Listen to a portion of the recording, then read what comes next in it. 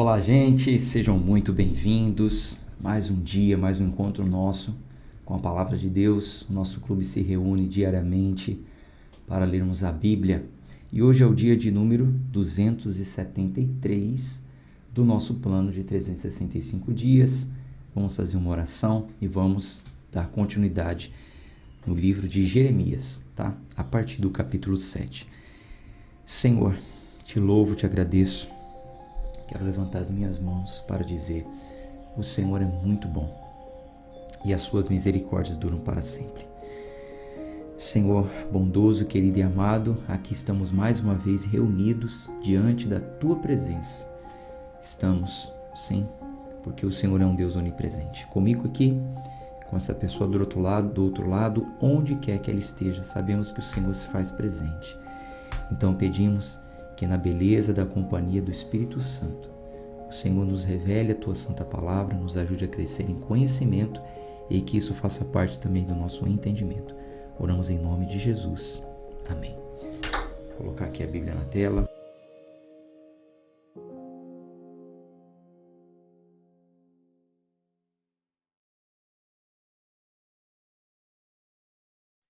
Jeremias, capítulo 7. Deixa eu ajeitar aqui. Aí. Versículo 1. Palavra que veio a Jeremias da parte do Senhor, dizendo: Coloca-te ao portão da casa do Senhor e clama lá esta palavra e dize. O portão da casa do Senhor seria o templo, né? Proclama lá esta palavra e dize: Ouvi a palavra do Senhor, todos vós de Judá, que entrais nestes portões para adorar ao Senhor. Assim diz o Senhor dos exércitos, o Deus de Israel: Emendai os vossos caminhos e os vossos feitos, e eu vos farei habitar neste lugar. Não confieis vós em palavras mentirosas, dizendo: o templo do Senhor, o templo do Senhor, o templo do Senhor são estes. Pois, se vós emendardes completamente os vossos caminhos e os vossos feitos, se vós realizardes julgamento entre um homem e seu próximo, aí segue falando aqui, eu já continuo, né, falando o se vós, enfim. Mas eu quero dar um destaque aqui já, para esse começo aqui, ó, versículo 4. Não confieis vós em palavras mentirosas, dizendo: o templo do Senhor, o templo do Senhor, o templo do Senhor são estes. Por quê? Bom, onde estava o templo do Senhor, o templo principal, também tinha mais edifícios ao redor, né? Então ele estava falando: não olhe para esses edifícios e confie em palavras mentirosas, dizendo: este é o templo do Senhor. Por quê? Veja, devido ao pacto que o Senhor fez com Davi, o pacto davídico, onde jamais faltaria um rei naquele lugar, um rei que sentasse ao trono o mesmo que Davi sentou, um rei que fosse da linhagem de Davi. Então, o povo acreditava o seguinte, que aquele templo era um lugar seguro, que aquele templo ele nunca ruiria, que aquele templo nunca seria destruído. Então, o povo olhava para aquele templo e tinha o templo como se fosse um talismã, né? Um talismã da sorte, um amuleto de sorte. Eles olhavam para o templo, se agarravam com aquilo, acreditavam: não, o templo do Senhor nunca vai ruir, nunca vai cair. Mas nós vamos ver aqui o Senhor, mais adiante aqui falando que nunca foi sobre o templo físico, né? Pedras, o lugar, nunca foi sobre o lugar. A gente vai ver aqui falando, e que não era para eles acreditarem nessas palavras não, porque realmente a punição viria sobre Judá conforme Jeremias estava anunciando. Bom, aí segue, né? Pois se vós emendardes completamente os vossos caminhos e os vossos feitos, se vós realizardes julgamento entre um homem e seu próximo, se vós não oprimirdes o estrangeiro, o órfão e a viúva, e não derramardes sangue inocente neste lugar, nem andardes após outros deuses para o vosso mal, então eu vos farei habitar neste lugar, na terra que eu dei para os vossos pais para sempre. Eis que vós confiais em palavras mentirosas, que não podem beneficiar. Irei vós roubar, assassinar, cometer adultério, jurar falsamente, e queimar incenso a Baal, e andar após outros deuses, a quem não conheceis. E ireis, e vos colocareis perante a mim, nesta casa que é chamada pelo meu nome, e direis: nós somos livres para fazer todas essas abominações? É, pois, esta casa, que é chamada pelo meu nome, um esconderijo de ladrões aos vossos olhos? Eis que eu tenho visto isso, diz o Senhor. Ou seja, ele cita aqui, deixa eu ver, se não me engano, 8. Irei vós roubar, assassinar, cometer adultério, jurar falsamente, queimar incenso para Baal, que é a idolatria, a adoração a outro Deus, andar após outros deuses, a quem não conheceis. 6 coisas, né? Então ele cita aqui 6, dos 10 mandamentos tem 6 aqui. Então, no mínimo ele cita 6 coisas aqui que as pessoas estavam infringindo, né? Não cumprindo a lei. Aí quer dizer que você vai cometer tudo isso e depois você vai se colocar aqui nesse templo que é chamado pelo meu nome e vai dizer: eu sou livre para fazer tudo isso? Quer dizer que você é livre para pecar, então. Aí depois vai se colocar aqui no templo e acha que aqui é um esconderijo de ladrões. Assim como um ladrão, né? Que vai à rua, comete um crime, aí depois corre e se esconde, fica um tempo ali até baixar a poeira, né? Deixa eu ficar aqui até... Estão me procurando, deixa eu ficar aqui. Vocês estão achando que a casa do Senhor é isso? O profeta disse, né? Trazendo para os dias de hoje a mesma coisa. Nós já sabemos que Deus não habita em templos construídos pela mão dos homens, né? Já sabemos disso. E aí, muitas pessoas têm o seguinte comportamento. Faz o que quer da vida, aí depois diz: eu preciso ir para a igreja. Como se a igreja fosse um esconderijo de ladrões, né? Quer dizer que o fato de ir à igreja, pronto. Não é bem assim. Outros que já entende as palavras, né? Mas não faz parte do entendimento dela, não incorporou realmente o significado nas suas ações. Outros conhecem a doutrina da graça e acham que a graça é uma licença para pecar. Não, eu estou na dispensação da graça, Cristo já pagou pelo meu pecado, já fez tudo por mim. Então acha que pode roubar, assassinar, cometer adultério, jurar falsamente, adorar outro Deus, se prostituir, etc e tal, e dizer: não, mas eu estou na graça. Acha que a graça é uma licença para pecar. Não.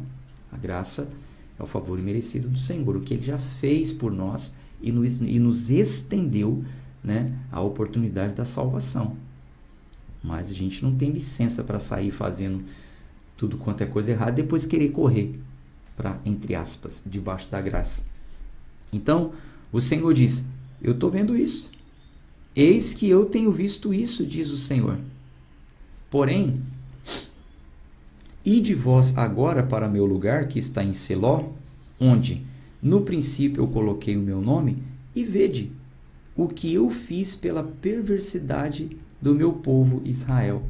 Então, para refrescar a memória do povo, o Senhor fala assim: vai lá em Siló, vai lá, ide vós agora lá, no lugar onde a princípio eu coloquei o meu nome. Onde é esse lugar? Esse é o lugar onde, após as pessoas terem entrado na terra prometida, conquistaram Canaã. Ali em Siló foi o primeiro lugar que se ergueu o tabernáculo do Senhor. O primeiro lugar que ele escolheu para habitar o nome dele. E sabe o que aconteceu a essas alturas? Ruínas. Esse lugar já estava totalmente destruído.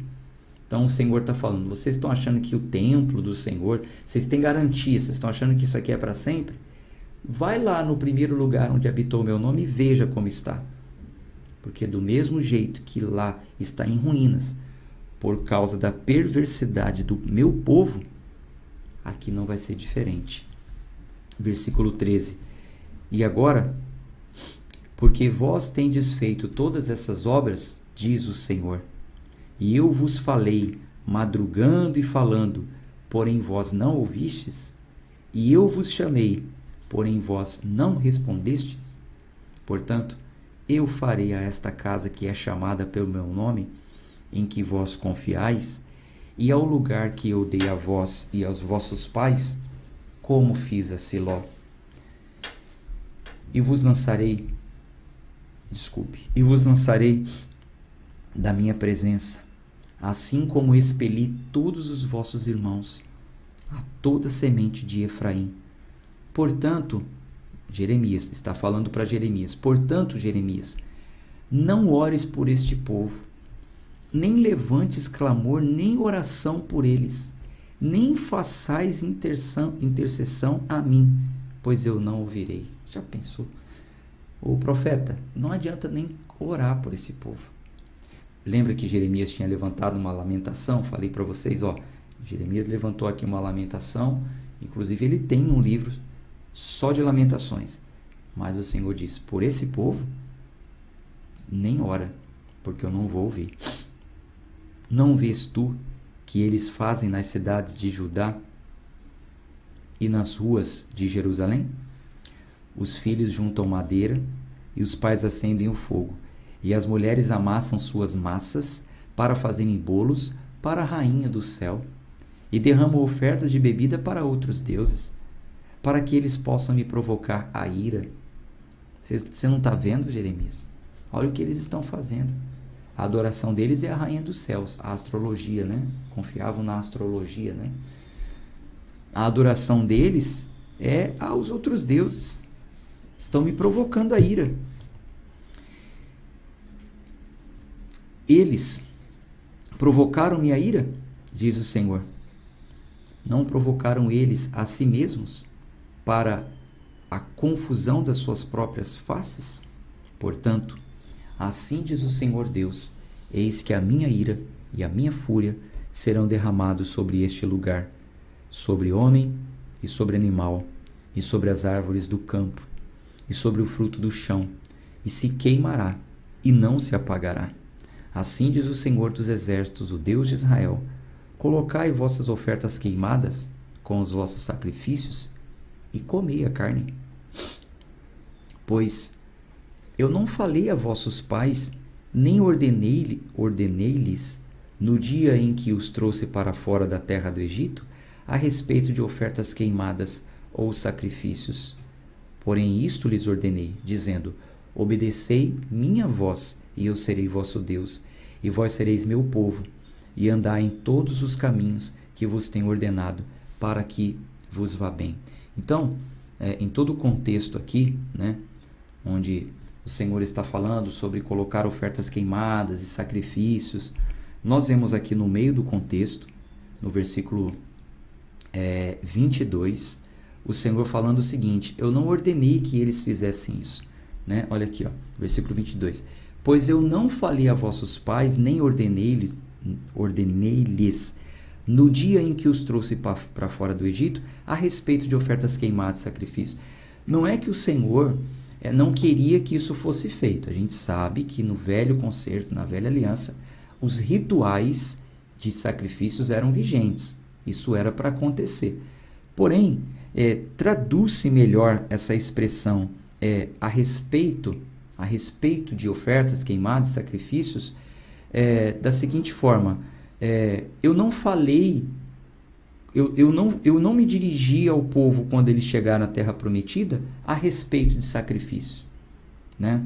Ou seja, eu não estava preocupado com isso. Quando eles chegaram aqui, eu não fiquei falando a respeito de, eu não dei ordem sobre isso, porque isso já era um rito que deveria acontecer normalmente. O contexto imediato, que é o versículo seguinte, o versículo 23, fala o seguinte, Por isso lhes ordenei, dizendo: obedecei-me a vós, eu serei o vosso Deus, e vós sereis meu povo, e andai em todos os meus caminhos, tal, tal. O que o Senhor esperava era isso, obediência. Obediência. O povo estava muito preocupado com ritos exteriores. A gente tem visto aqui fazer um sacrifício, fazer isso, fazer aquilo, mas não adiantava de nada fazer essas coisas e não ser obediente, não seguir a lei, não ser temente, não tremer diante da voz do Senhor. Então, o que está dizendo aqui é que Deus não estava preocupado com sacrifícios. Ele não estava interessado, trazendo para os dias de hoje, no dinheiro do povo, né? A gente sabe que se faz necessário, né? Ofertas, dádivas, enfim, se faz necessário. Mas jamais Deus estava preocupado com isso. Isso não compra a Deus. Muito pelo contrário. A ordem era: obedeça ao Senhor. E é claro que a pessoa que é obediente, é temente ao Senhor, ela, por gratidão, ela transborda, ela contribui, trazendo para os dias de hoje. Naquele tempo deveria ser da mesma forma. Uma pessoa obediente, temente ao Senhor, apresentaria as suas ofertas voluntárias, pacíficas, para expiação de pecado, enfim, cumpriria os rituais. Versículo 24. Porém eles não escutaram, nem inclinaram os seus ouvidos, porém andaram nos conselhos e na imaginação de seus corações perversos, e assim retrocederam e não avançaram.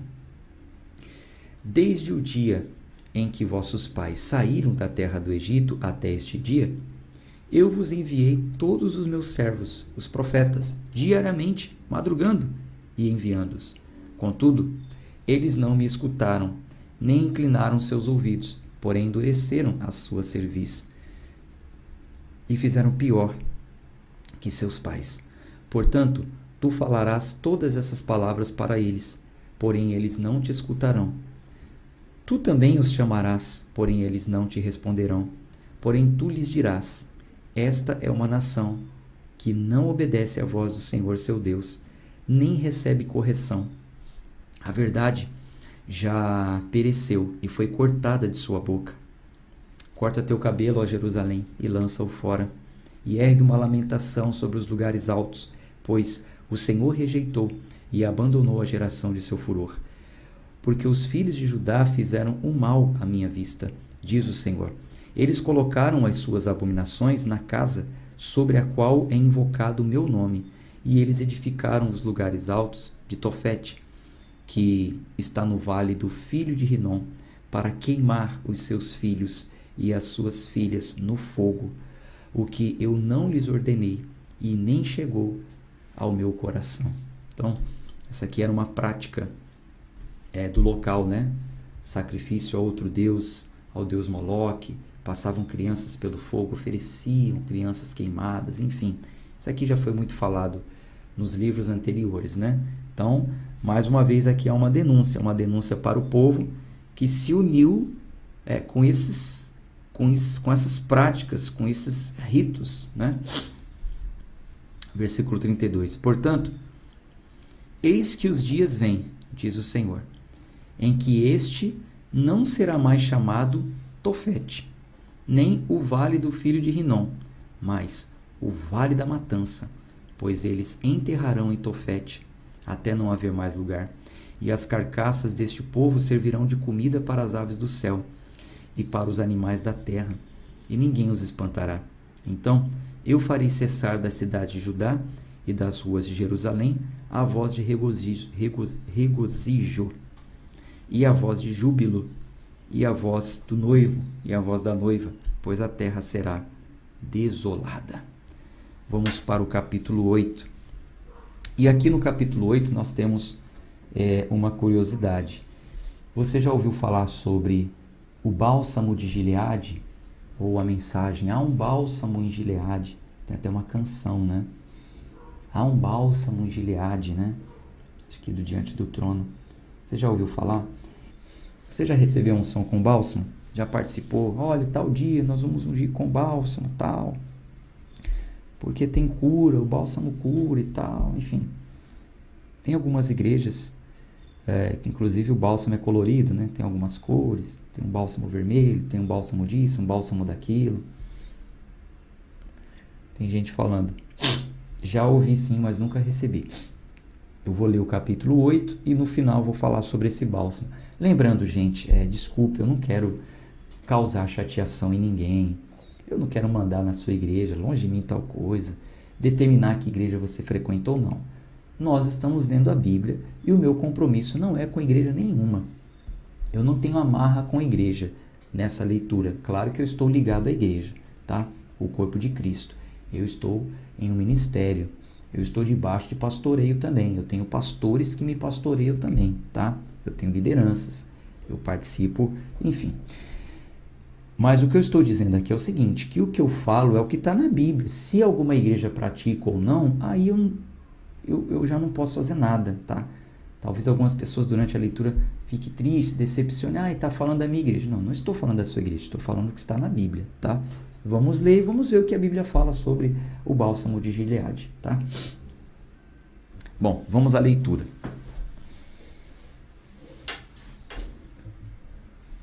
Vamos à leitura. Talvez muitos foram ungidos e nem se atentaram, né? O óleo puro é uma coisa, o óleo com uma especiaria é outra, tá? Torna-se um bálsamo, né? O óleo com uma especiaria, com o extrato de alguma folha, uma essência, né? Por isso que às vezes tem campanha com vários, né? Vários. Hoje nós vamos ungir com nardo, com aloés, com a mirra, com isso, com aquilo. É um bálsamo que é feito, né? Com aquele extrato de uma folha. Mais especificamente falando, aqui no capítulo 8, vamos ver sobre um bálsamo de Gileade. O que é o bálsamo de Gileade? Que muitos falam que cura e tal. Existe às vezes até uma coisa mística, né, ao redor desse bálsamo. Enfim, vamos ler. Jeremias 8. Naquele tempo, diz o Senhor, eles irão trazer para fora das sepulturas os ossos dos reis de Judá, os ossos de seus príncipes, e os ossos dos sacerdotes, e os ossos dos profetas, e os ossos dos habitantes de Jerusalém. Gente, vai ser terrível mesmo, né? Nem os ossos estarão protegidos. Esse ataque que Judá vai receber, vão trazer para fora até os ossos. Meu Deus! E eles os espalharão perante o sol e a lua, e todo o exército do céu, a quem eles têm amado, a quem eles têm servido, e após quem eles têm andado, e a quem eles têm buscado, e a quem eles têm adorado.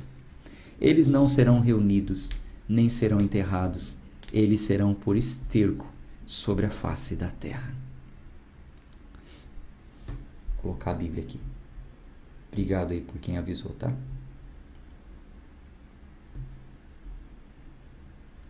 Aí.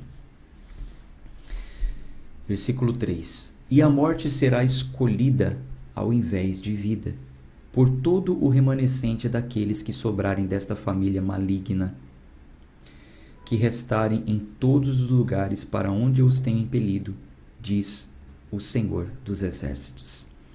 Além disso, tu lhes dirás, assim diz o Senhor, eles cairão e não se levantarão, desviar-se-ão e não retornarão. Porque, pois, se desvia este povo de Jerusalém por uma apostasia perpétua? Eles agarram-se firmemente ao engano, eles recusam-se a retornar.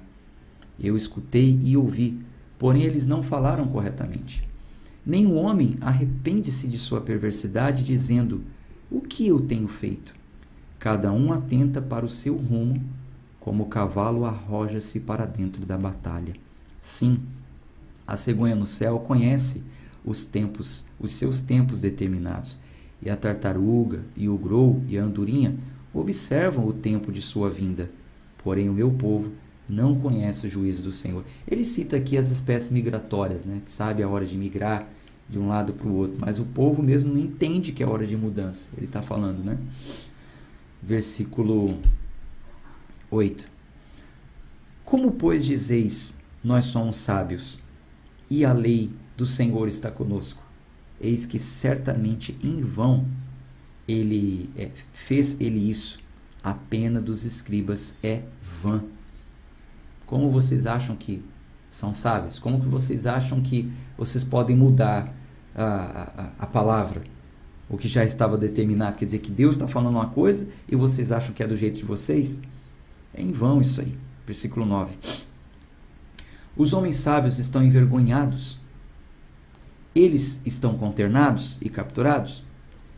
Eis que rejeitaram a palavra do Senhor. E a que sabedoria há neles? Portanto, darei as suas esposas a outros, e os seus campos para aqueles que os herdarão. Pois cada um, desde o menor até o maior, é dado a ganância. Desde o profeta até o sacerdote, cada um deles comporta-se falsamente. Porque eles curam a ferida da filha de meu povo superficialmente, dizendo paz, paz, quando não há paz. Lembram que eu já falei sobre isso ontem? Esse versículo foi falado ontem. Então, eles curam a ferida do povo superficialmente. Eles dizem paz, paz, quando não há paz. Eles profetizam paz. Vai dar tudo certo, está tudo bem, o Senhor é contigo, tome posse da vitória. Eu vejo que o Senhor está abrindo uma porta para você. Essa semana vai ser disso, vai ser daquilo. Mas não curam a ferida do povo, que é o pecado, que é o motivo do afastamento, do abandono. A primeira pregação deve ser arrependimento. Depois que a pessoa é levada ao arrependimento, ela pode chegar ao desfrute. Mas aí a pessoa chega em pecado, ferida, longe do Senhor, doente, amargurada, sofrendo, aflita, sentindo angústia, sentindo vontade de morrer, porque isso é um afastamento do Senhor. É a alma pedindo socorro, mas eles curam superficialmente. A pessoa chega em um ambiente de culto dessa forma e eles trabalham na ganância. Olha, hoje você está assim, assim, assim, mas o Senhor vai te colocar lá por cima. Você não vai ser cauda, você vai ser cabeça e tal. Aí a pessoa tem até uma leve sensação de que, amém, realmente hoje eu estou sofrendo. Tá, mas você está sofrendo por quê? Por que você está sentindo isso? O que houve para você chegar a esse estado? Como está o seu relacionamento com Deus? A sua comunhão com o Espírito, a sua vida de oração? Não, a cura é só superficial. É como se colocasse um remedinho por cima para tratar o efeito e não a causa. O que está causando essa ferida? Passa só uma coisinha por cima. Não, tem momentos que é preciso tomar algo na veia, ou via oral, para combater uma bactéria que está causando aquilo. Não é assim? Mas não, eles anunciavam, prometiam uma cura superficial. Versículo 12. Estavam, pois, envergonhados quando cometeram abominação? Não, de modo algum envergonharam-se, nem foram capazes de envergonhar-se. Portanto, eles cairão no meio dos que caem. No momento da sua visitação, serão desmoralizados, diz o Senhor. Eu certamente os consumirei, diz o Senhor. Não haverá uvas na vinha, nem figos na figueira, e a folha irá murchar. E o que eu lhes dei, deixarão de existir por causa deles. Por que nós nos sentávamos imóveis? Reuni-vos e entremos nas cidades protegidas e estejamos ali em silêncio, pois o Senhor nosso Deus nos emudeceu e nos deu água de fel para beber, porque nós pecamos contra o Senhor. Nós procuramos paz, porém não chegou bem algum, e o tempo da cura, e eis que nos sobreveio aflição. O resfolegar dos seus cavalos foi ouvido desde Dan. A terra toda tremeu ao som do relinchar dos seus fortes, porque eles chegaram e devoraram a terra, e tudo que há nela, a cidade e aqueles que habitam nela. Porque eis que eu enviarei entre vós serpentes e cocatrizes, contra os quais não haverá encantamento, e elas vos morderão, diz o Senhor. De uma forma ou de outra, muita gente iria morrer, senão na guerra, por animais venenosos. Versículo 18. No tempo em que eu me confortaria com a tristeza, meu coração desfalece em mim. Eis a voz de choro da filha de meu povo por causa daqueles que habitam em uma região distante. Não está o Senhor em Sião? Não está o seu rei dentro dela? Por que eles me provocaram a ira com as suas imagens esculpidas e com estranhas vaidades? A colheita passou, o verão está terminado. Isso aqui é um provérbio. A colheita passou, o verão está terminado e nós não estamos salvos. Isso aqui é um provérbio que significa dizer o seguinte: não há mais o que ser feito. Agora já não tem como. Agora a destruição virá. A colheita passou, o verão está terminado e nós não estamos salvos. Pela ferida da filha de meu povo estou ferido. Eu estou de luto. O assombro tomou conta de mim. Jeremias dizendo: por causa da ferida do povo, eu estou ferido. O assombro tomou conta de mim. Aí, ironicamente, o Senhor, através do profeta, dizendo: não há bálsamo em Gileade? Não há médico lá? Por que então não se recuperou a saúde da filha de meu povo? Então veja o contexto para você entender essa questão do bálsamo de Gileade. Veja, o bálsamo de Gileade trata-se de uma resina vegetal que era produzida naquele lugar. Gileade, gente, é um lugar. Gileade ficava na Transilvânia e mais especificamente na região de Moabe, e possuía uma grande área vegetal, um espaço muito grande com árvores, uma grande área vegetal. E de certa forma, do extrato dessa vegetação produzia-se uma resina, um bálsamo em Gileade. E a cidade ficou muito conhecida porque esse bálsamo ele tinha propriedades medicinais. Gente, até hoje nós usamos bálsamos com propriedades medicinais. Tem um famoso aí, né? Fizeram muita propaganda um tempo atrás, não sei se hoje ainda tem, bálsamo Benguê. Já viu? Bálsamo Benguê. Tem muitos bálsamos. Por exemplo, tem bálsamo que tem... Como que é o nome, meu Deus, daquela planta? Eucalipto, né?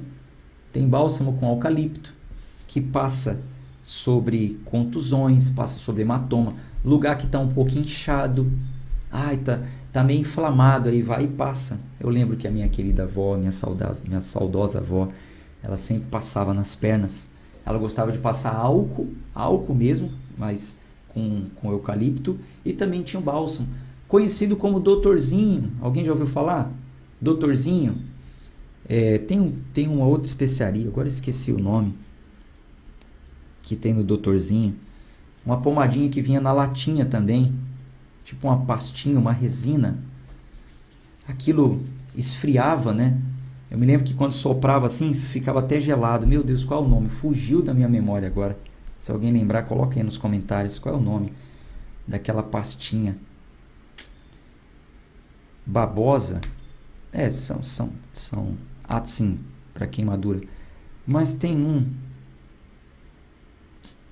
Poxa, eu esqueci o nome. Que você passa assim, aí você esquenta. Cânfora. Acho que não era esse nome. Enfim, passa assim, esquenta o lugar e tal. Enfim. Gente, isso tem até os dias de hoje, né? Em Gileade, tinha um bálsamo, uma resina, que tinha propriedades medicinais também, que colocava em cima da ferida do povo, tá? Então, Vick, isso aí, Eda, Vick, isso, exatamente, o Vick. Eu não me lembro qual é a composição do Vick, mas o Vick, ele tem essa resina, esse bálsamo, essa pastinha, essa pomada que passa. Então, Gileade produzia esse bálsamo e tinha sim propriedades medicinais. Então Jeremias está falando da ferida do povo. Vocês estão feridos, vocês estão machucados, vocês precisam de cura, e vocês estão buscando cura com falsos médicos. Eles só curam superficialmente, pronunciam paz, quando não há paz. Vocês estão feridos, essa ferida vai matar vocês. Ironicamente ele diz, não há bálsamo em Gileade? Não há médico? Não tem aí na terra de vocês um médico, um bálsamo? Então, por que que eles não curam vocês? Por que que não recupera vocês? Aqui, gente, é o Senhor dizendo o seguinte, essa ferida não é física. A ferida de vocês não é física. Mais adiante o Senhor vai dar um exemplo do seguinte, que só Ele poderia curar essa ferida, mas eles não buscaram o Senhor, eles buscaram os recursos humanos. Lá no no capítulo 46, Jeremias 46, veja, o contexto sempre para entender. Então, a hermenêutica é o seguinte, eu pego o que está escrito aqui, vejo onde mais fala sobre isso, junto todo o entendimento, todo o contexto e chego ao entendimento. Então, no capítulo 8 falou, não tem bálsamo em Gileade? Então, por que que vocês não se curam aí? Aí o capítulo 46, no versículo 11, diz assim, sobe a Gileade e toma o bálsamo, ó virgem, a filha do Egito.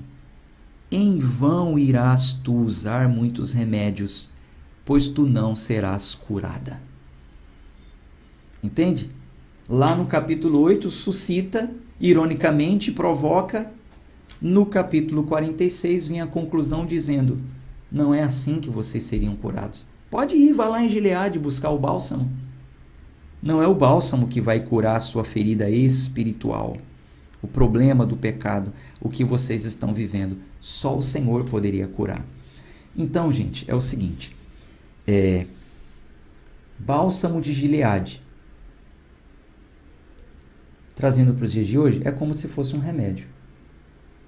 Não há poder no bálsamo, não há unção especial no bálsamo, não há, a Bíblia não fala isso. Eu vou te ungir com bálsamo de Gileade e você vai ser curado. Olha, se for uma ferida externa e se realmente o bálsamo for de Gileade tiver propriedades medicinais, pode até ser que aquela ferida superior seja curada. Agora, se você está com um problema na sua alma, você está com depressão, você está com a sua vida toda enrolada, enfim, não ache você que recebeu uma unção com bálsamo na mão, no coração, onde quer que seja, que isso vai te curar. Tá? Não, a Bíblia não diz isso. Novo Testamento, nova aliança.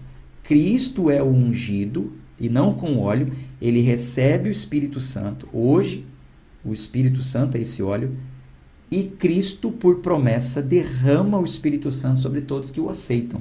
1 João, capítulo 12, nós já lemos. Vós tendes a unção do santo. O Espírito Santo hoje ele não está dentro de um frasquinho de óleo, tá? Então, pode ser o bálsamo de Gileade, pode ser o óleo de Israel, pode ser o nardo, pode ser o aloés, pode ser a mirra, pode ser o bálsamo que for. Eles têm propriedades medicinais, talvez alguns, como o azeite tem. Mas espiritualmente falando, biblicamente falando, mas a Bíblia fala sobre o bálsamo de Gileade. Sabe o que a Bíblia fala? A Bíblia fala que não adiantaria de nada eles irem lá buscar o bálsamo de Gileade. Se a Bíblia fala que não adiantaria o povo buscar o bálsamo de Gileade, por que eu vou buscar? Eu sou inteligente. Desculpe, gente. Eu não tenho compromisso com a igreja, tá? Então, se a sua igreja... Desculpe. Eu não vou buscar bálsamo de Gileade em lugar nenhum, até porque a Bíblia fala que não adiantaria. Isso aqui é sobre maturidade espiritual. É sobre quem quer realmente crescer. Quem quer sair da primeira série, do prézinho. Isso aqui é para quem quer desenvolver. Tá? Vamos continuar a leitura então, né?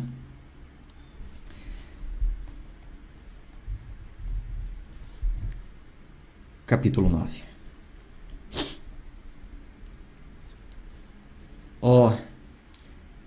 Se a minha cabeça se tornasse em águas e os meus olhos em uma fonte de lágrimas, para que eu pudesse chorar dia e noite pelos mortos da filha de meu povo. Ó, que eu tivesse no deserto um acampamento temporário para homens que viajam a pé, para que o meu povo fosse com eles, pois eles são todos adúlteros e um bando de homens traiçoeiros. Eles curvam suas línguas com o arco para mentiras, porém não são valentes para a verdade sobre a terra, porque prosseguem de mal para mal e não me conhecem, diz o Senhor. Prestai muita atenção, cada um ao seu próximo, e não confiai em nenhum irmão, pois todo irmão irá usurpar, e todo próximo andará com difamadores. E eles enganarão cada um a seu próximo, e não falarão a verdade, e eles ensinarão as suas línguas e proferirão mentiras, e cansaram-se de cometer iniquidade. Deixa eu fazer uma anotação aqui. Eu já ensinei isso para vocês, né? Versículo 5. Eu já ensinei para vocês. Quando você tiver algo em mente e estiver lendo a Bíblia, anota, senão aquilo atrapalha na leitura. Deixa eu anotar aqui.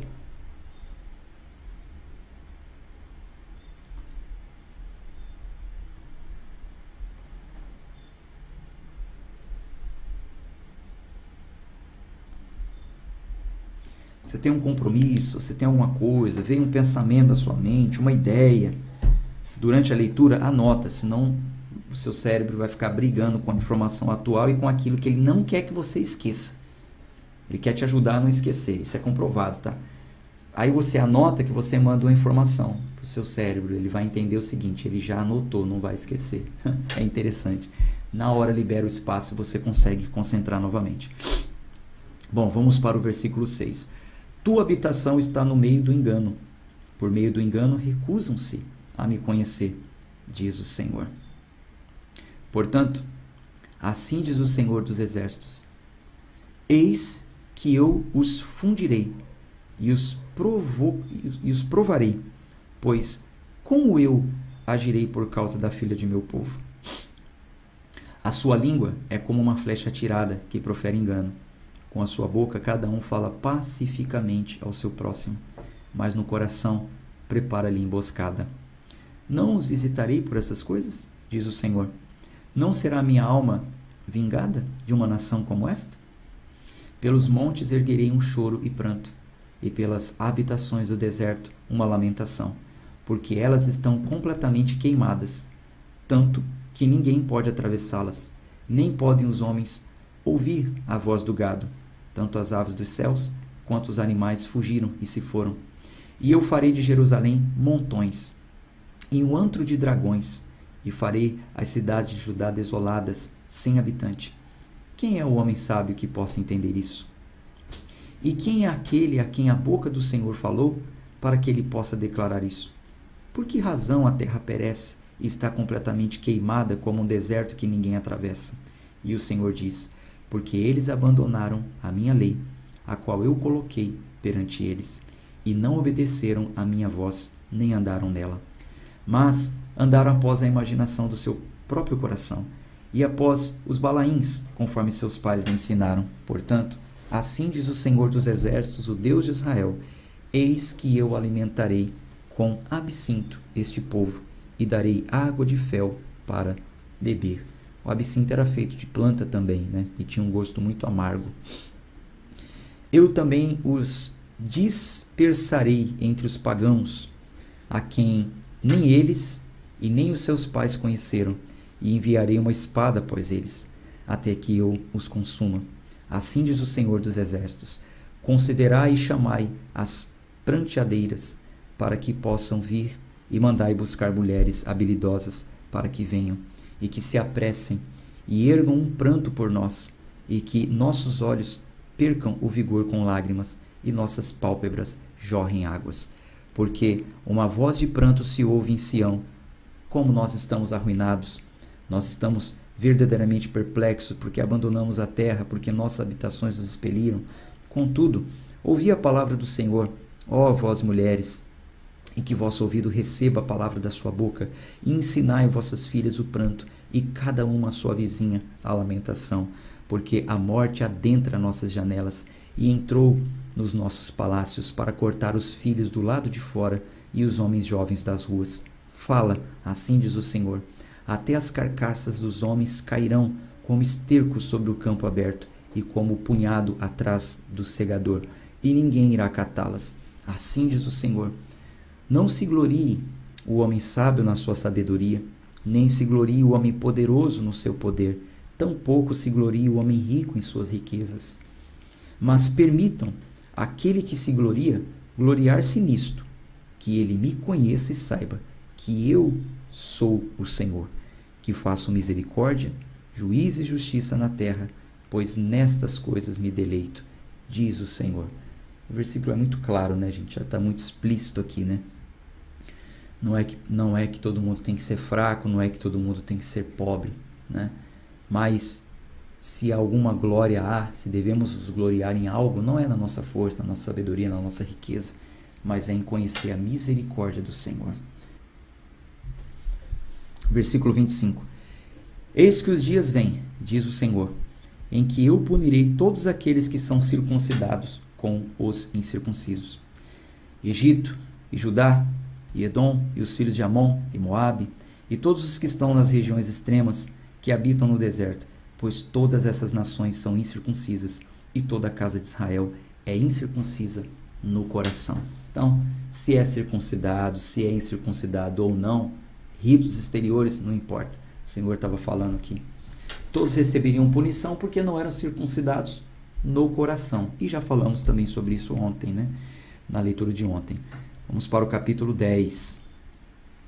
Ouvi a palavra que o Senhor vos fala, ó casa de Israel. Assim diz o Senhor, não aprendais o caminho pagão, e não estai consternados aos sinais do céu, pois os pagãos estão consternados por causa deles. Porquanto os costumes do povo são vãos. Pois corta uma árvore da floresta, obra das mãos do trabalhador com machado. Eles a adornam com prata e com ouro, eles a firmam com pregos e com martelos, para que não se mova. Estão posicionados como palmeira, porém não falam. Eles precisam ser carregados, porque não podem andar. Não ficai temerosos por causa deles, porque eles não podem fazer o mal, nem também está neles o fazer o bem. Ou seja, não tenha medo de abandonar a idolatria. E qualquer outra religião ameaçadora. Qualquer outra que te ameace. Qualquer outra. Tem gente que às vezes, né, tem medo de sair daquelas religiões que invocam espíritos, né? Porque, se você sair eu vou quebrar suas pernas. Deuses falsos, não são deuses. Versículo 6. Visto que ninguém é semelhante a ti, ó Senhor, tu és grande e teu nome é grande poder.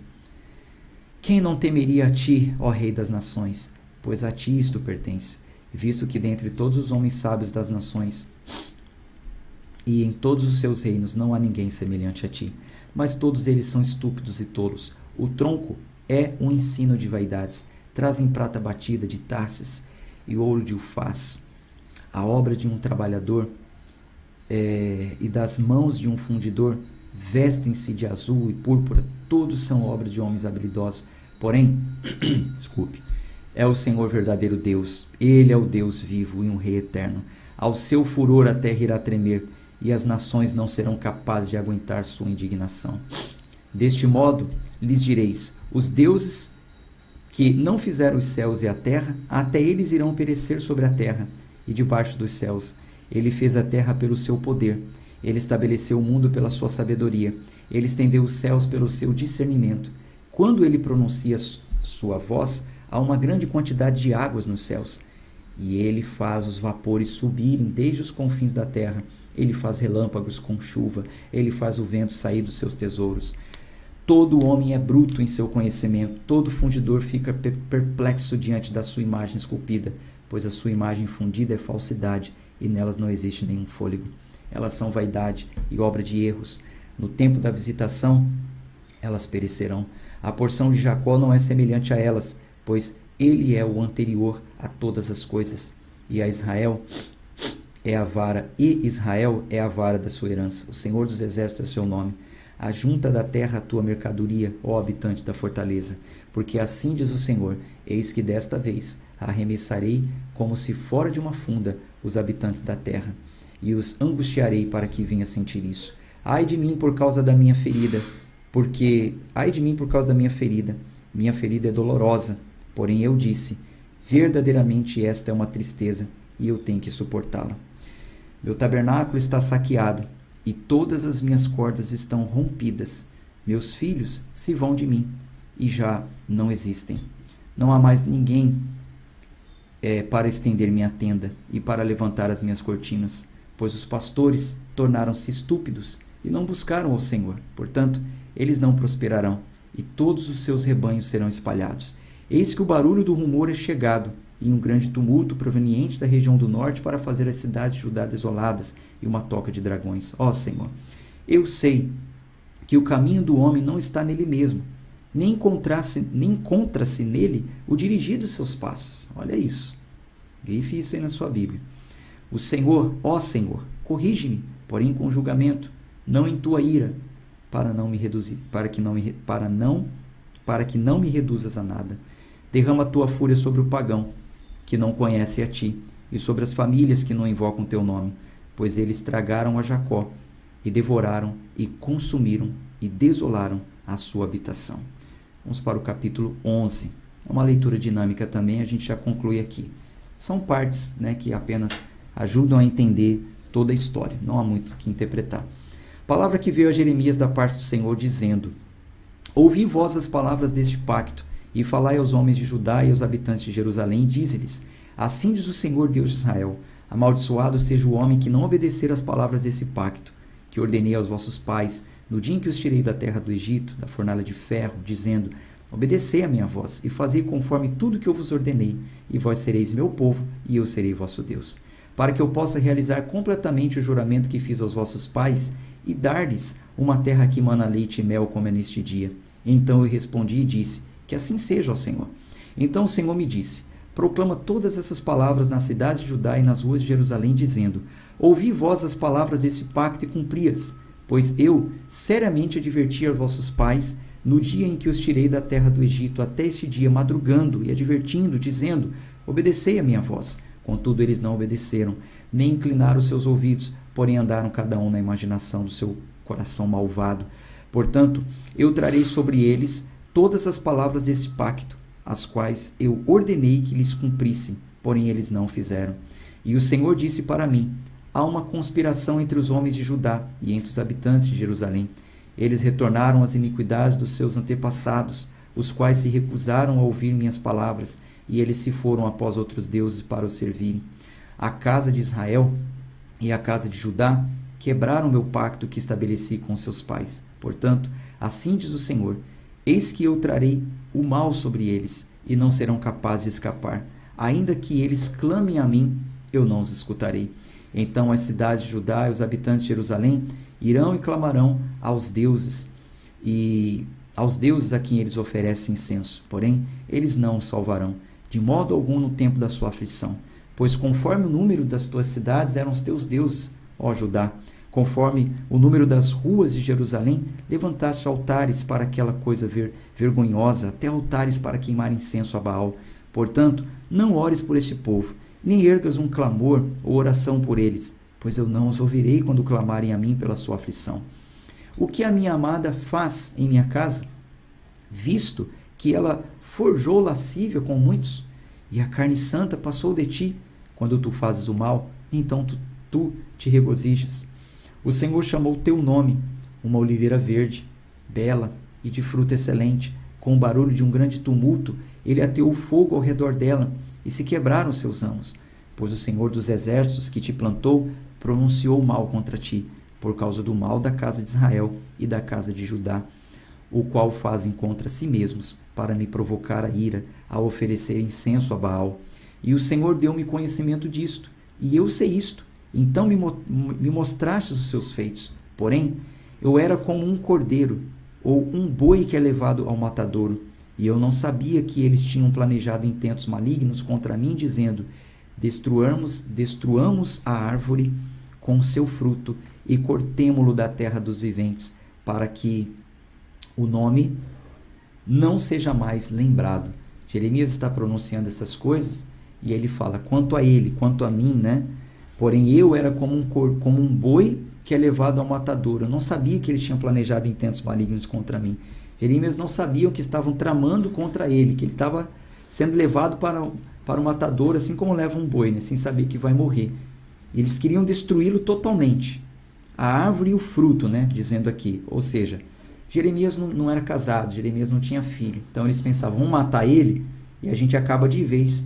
Ele nem vai ser lembrado mais na história. Mas é claro que Deus não permitiu, né? Jeremias, ele cumpriu sua missão. Porém, ó Senhor dos Exércitos, que julga justamente, que provas os rins e corações, permita-me ver tua vingança sobre eles, pois a ti revelei minha causa. Portanto, assim diz o Senhor acerca dos homens de Anatote, que buscam a tua vida, dizendo, não profetizes no nome do Senhor para que tu não morras por nossa mão. Então, aqueles que estavam dizendo, olha, não profetize contra nós para que a gente não te mate, né? Em Anatote, lugar de Jeremias, onde ele nasceu, na cidade dele. As pessoas falavam, se você continuar profetizando essas coisas contra nós, a gente vai te matar. Versículo 22. Portanto, assim diz o Senhor dos Exércitos, eis que eu os punirei. Os homens jovens morrerão pela espada, os seus filhos e suas filhas morrerão de fome, e não haverá remanescente deles, pois eu trarei o mal sobre os homens de Anatote até o ano de sua visitação. Bom, gente, a gente para por aqui. Foi um pouco extensa a leitura, mas a gente precisa seguir com o nosso plano para que a gente conclua até o final do ano. E até lá nós teremos concluído a leitura da Bíblia toda, tá bom? Um abraço de fé, de força. Até amanhã, se Deus quiser. Tchau, tchau.